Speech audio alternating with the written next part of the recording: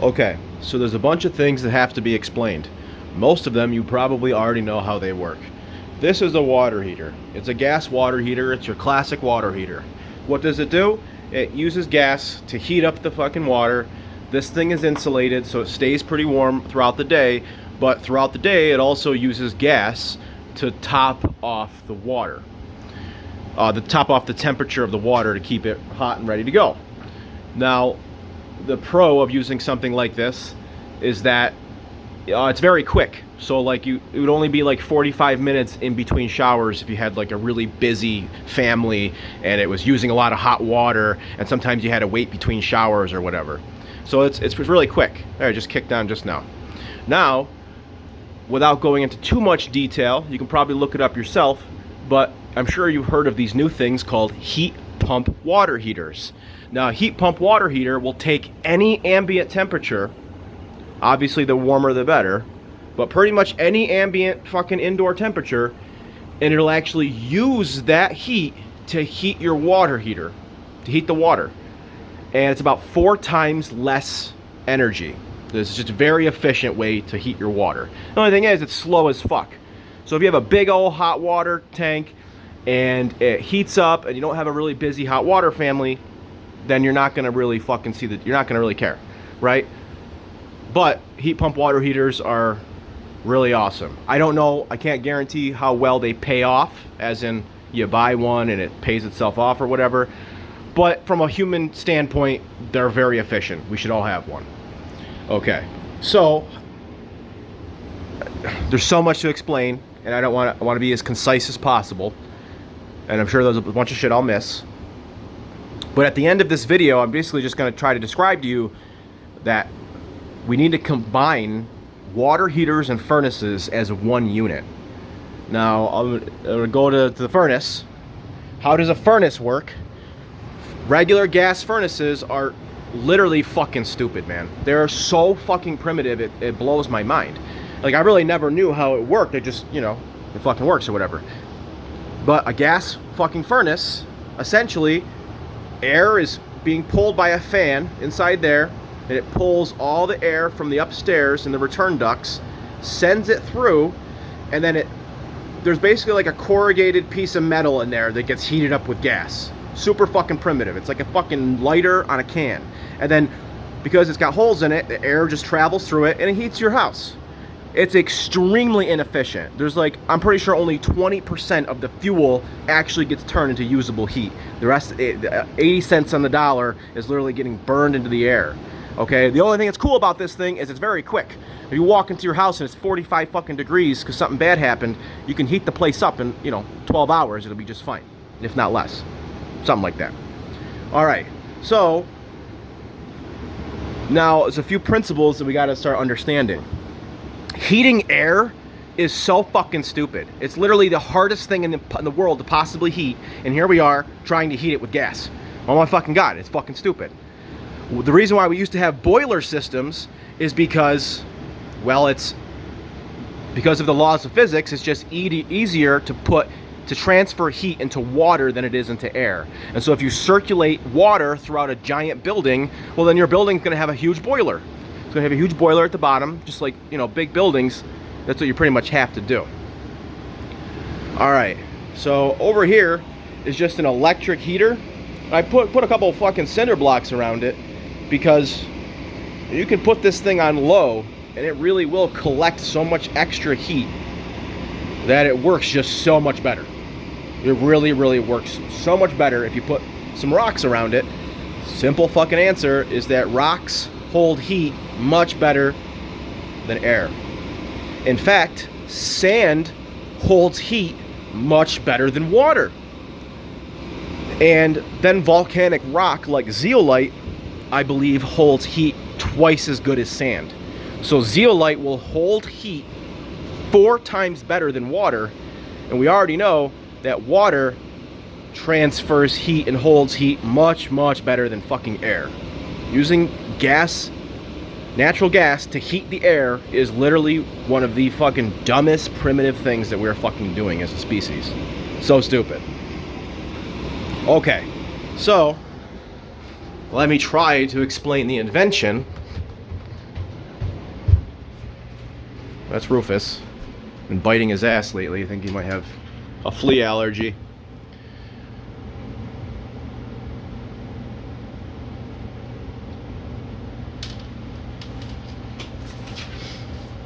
So basically,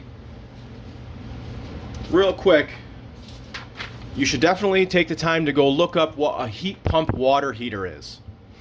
So a heat pump water heater, well, first off, how does an air conditioning work? An air conditioning has this chemical inside of a coil, and it's so fucking cold that if you take hot air and run it through it, cold air will come out. Cold, dry air will come out. Now, these coils are usually outside of your house. That means the heat and the condensation, that's just going out into the fucking air. All right? I'm not saying it's contributing to global warming or anything, but we're not using the thermal properties. At no point should we ever be throwing away thermal retention. How we handle kinetic energy in a thermal way is literally it's going to help define us as a very important planetary species. So that's how an air conditioning works. A heat pump water heater essentially works the same way.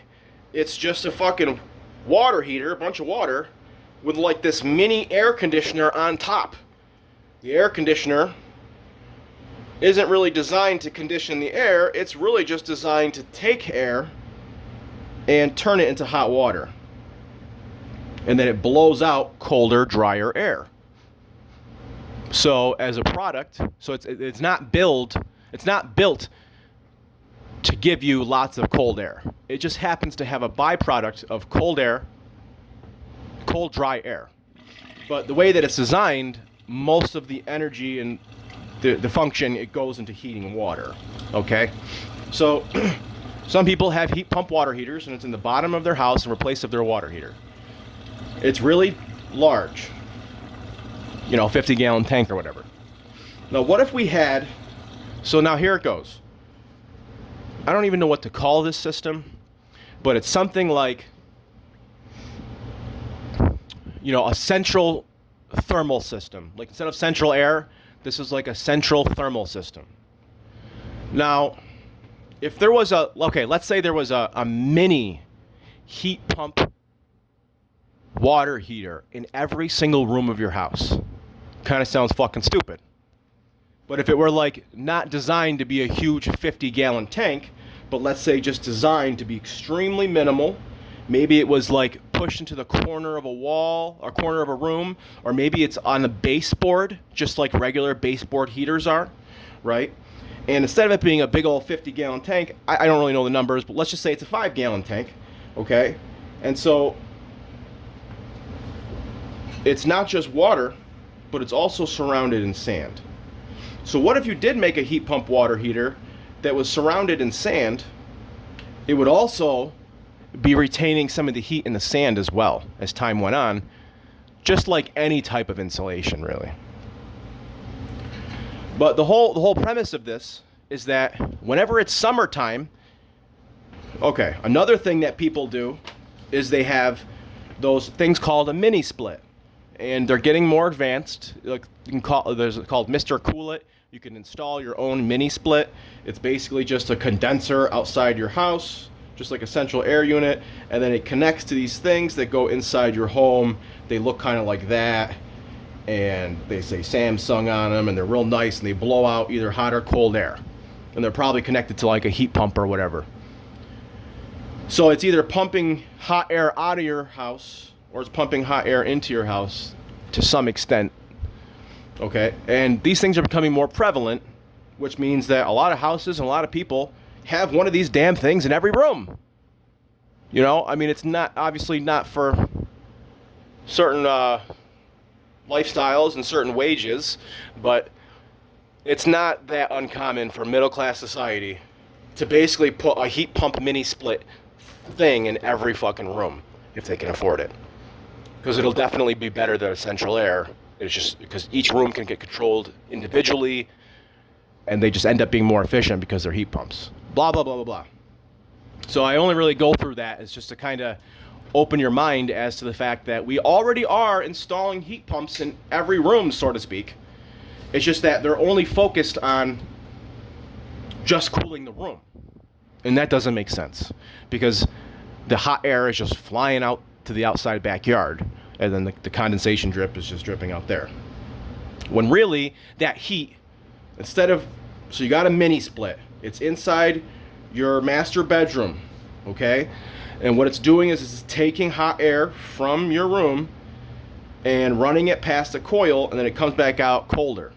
Well, instead of taking that hot air and throwing it out, what if it was actually taking that hot air and storing the heat into sand, as well as heating a very small amount of water that will make its way back down to your heat pump, water heater, boiler, mega mama system. These are the baby ones. This is the big mama.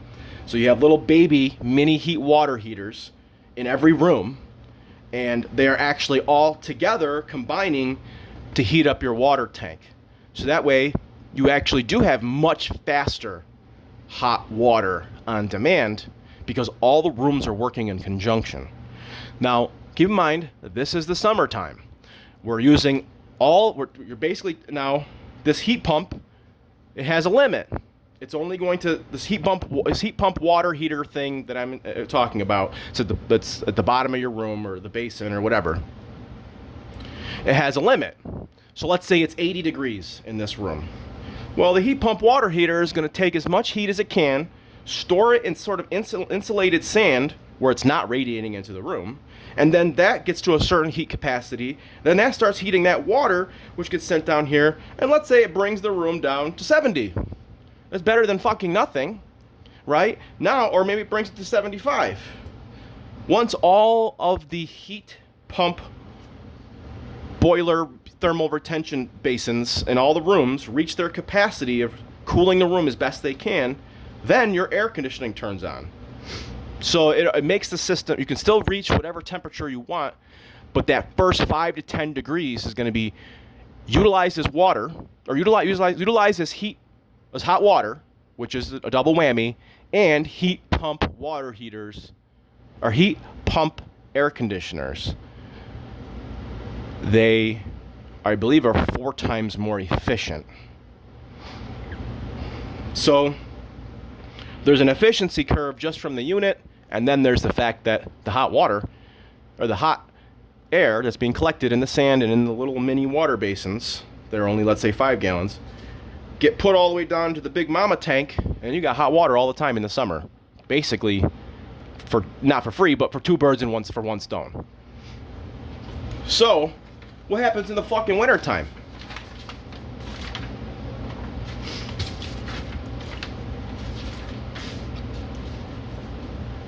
So this is like, my terrible drawing of an advanced piece of equipment that we probably should have already had a long time ago. It's basically just a giant fucking barrel. Okay, obviously the design probably needs some work, but just to keep it simple, it's a giant barrel full of sand. There you go. What's this? It's a cup. Imagine if I just filled it with sand. Okay, and then imagine if I put a coil around it, right, and then I encapsulated it in ceramic, something that was very insulative. As soon as I heat all this sand, which can be heated up to 1700 degrees, I can stop heating it, and it'll just sit there and hold that heat, which is why heating sand, using electricity to heat a barrel of sand is 100% efficiency. Whereas when you use gas to heat a fucking furnace, it's like 20% efficiency. It's just very quick.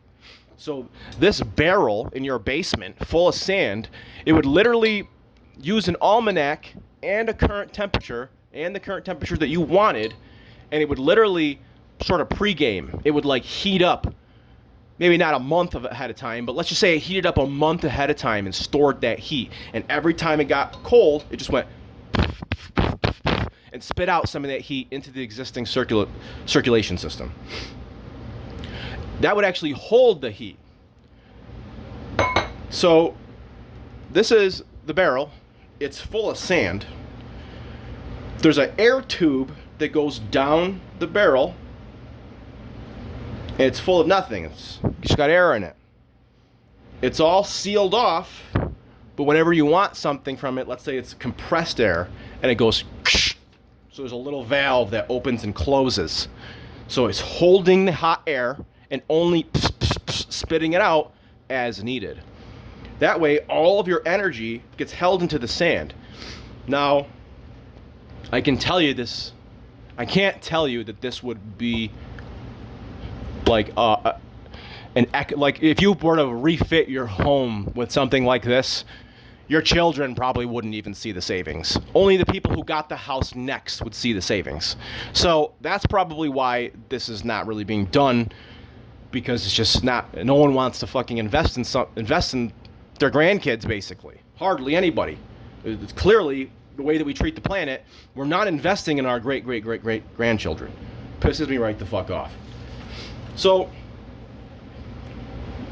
let's kind of go over this again. I don't know how much you can see here.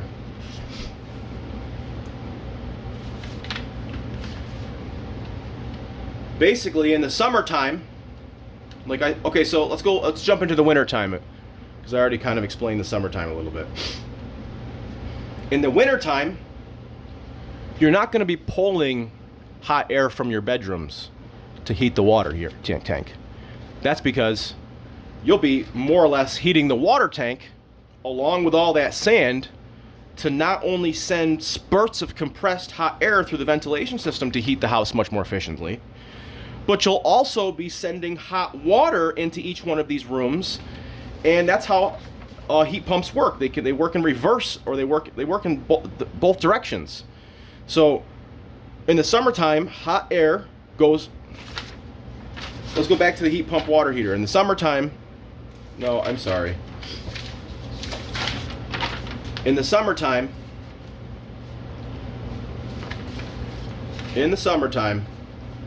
hot air gets turned into hot water. But in the wintertime, this entire vessel down here gets heated up. The sand and what you see here, so this is water vessel. It's hard to explain, but these are like little, like almost tubes, except they're not shaped like tubes, they're shaped like stars. So imagine if you had like, this right here is a cup. It's made of stainless steel. Well, what if this was a cup still? So it was still hollow, but it was shaped like a cross, like an X. You see what I mean? You would get sand in the grooves better. So instead of it being a cross, it should be like an 8-pointed cross, but it's like a stainless steel, let's just say it's a stainless steel water vessel that's not shaped like a cylinder, but it's shaped like a cross. And those are actually put inside of the barrel of sand, and there's multiple of them. That way there's just more surface area of sand around those vessels. So in the wintertime, you're heating the sand and you're heating the water, and then then you have hot water on demand all the time because you are using electric energy to heat your water tank. So you're not really using the heat pump water heater for heating your water anymore. Now you're using it in reverse. Now you're heating the water and sending that hot water to those mini basins up into each and every room, and they're taking the water, storing it in the sand, storing the heat in the sand, storing the heat in the water, and then expelling some of that heat into the room along with your heating system. Bro, this would be if this would actually work, it would be so much more efficient than what we're doing. Because then we would never be throwing thermal energy out the window, and every single house and every single like climate, meaning Tennessee versus New York, these things are going to be slightly altered, like the size of the basins, all these things. There's some formulas that an advanced engineer would have to figure out, but you'd be able to either retrofit any home or build new homes with this system, and you would fit it to the climate and to the house, the size of the house and every room. So it would be very, very, very efficient because everything would be designed for each room, for each climate. And it's like, it would also know your almanac, so it would know Tennessee gets cold Not in October like fucking Syracuse does. Tennessee might start getting cold, I don't know, fucking halfway through, or maybe December 1st you start to even think about cold. So that means your smart furnace, your smart boiler furnace, wouldn't really start kicking on and collecting heat ready for you until it was ready. Right now, it gets cold, you turn on the heat, and it's instant, so you think, oh, I'm getting instant heat, but it's so inefficient that it's starting to get crazy. It's literally crazy. Or maybe I'm crazy. I don't know. So like I said, the summertime, the mini heat pump boiler collects heat and turns it into hot water and collects heat into the sand. It cools down the room just like a regular mini spit, except thermal properties are used. Wintertime, it works like a classic boiler, except the sand is heated. So it's not just water being heated in these radiators, they're also surrounded by sand, more thermal retention. Wintertime works like a classic boiler, except the sand is heated and there is 0% loss. So when you use a classic furnace, there's a lot of heat loss. If you preheat this giant barrel of sand that's going to be used in the next coming days or months or weeks or whatever it is, whatever its capacity is, it's going to be not only 100% efficient, but yeah, it's going to be 100% efficient. Really hard to explain, and I know my psychobabble probably doesn't explain it too well, so I definitely didn't want to put this into all text messages. I think this will help, but if you have any questions, let me know, and just do me a huge favor and try to imagine it working before you do everything you can to tell me it's not going to work, which is great. I need people to be honest, you know what I mean? It's kind of like, you know, we can argue all day of what truth really is, but when you say to somebody, I trust you, it's having trust in other people. It is like one of the most important resonances we have to have. And when you trust someone, it's literally saying, I will not perceive the truth all the time, but I will still trust you. Like, trust is a frequency, you know? And when two people have the commitment to truth, it's like, hi, I am committed to truth with you. I trust you. Trust is a fucking very important frequency. Okay, I'm done.